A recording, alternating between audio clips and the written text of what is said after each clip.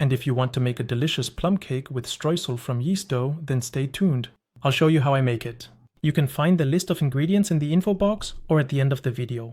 First, we put the flour in a bowl along with sugar, dry yeast, the egg, the soft butter, and the lukewarm milk. Now we take a dough hook and knead everything into a smooth dough.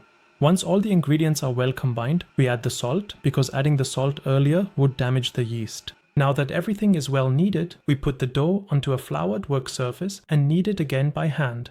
As you can see, the dough is really soft. That's exactly how it should be. Now we put the dough into a bowl, cover it with a lid, and let it rest in a warm place for about 30 to 40 minutes. In the meantime, we prepare the streusel by putting flour, sugar, cold butter, vanilla sugar, and cinnamon into a bowl and mixing everything together. I used a paddle attachment here. Of course, you can also knead and crumble everything by hand. Now we set the crumbles aside and start halving and pitting the plums. Unfortunately, many people who watch my videos aren't subscribers. You would really support me if you subscribe to my channel. It's free too. Now about half an hour later, let's take a look at the yeast dough.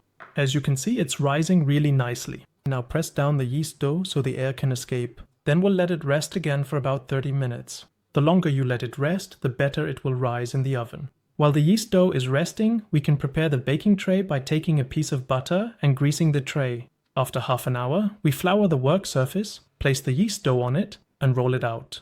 Roll out the yeast dough so that it is large enough to fit on the baking tray. If it's too small, simply press it down onto the tray and stretch it towards the corners until the dough fills the tray. Right after that, we place the halved plums skin side down on the yeast dough, leaving about 1 to 1.5 centimeters of space between them. Then we sprinkle the butter streusel over the plums. Once everything is nicely covered with streusel, we preheat the oven to 180 degrees Celsius top and bottom heat and let the dough rest a bit longer. Now that the oven is preheated, we put the cake in for about 30 to 40 minutes. Attention! Every oven is different in terms of temperature, so the baking time may vary. When the baking time is up, we take the plum cake out of the oven and let it cool. What kind of cake is your favorite? Write it in the comments. And if you don't want to miss any more videos, follow me on Instagram, TikTok, and YouTube, Cooking with Christoph. Enjoy your meal.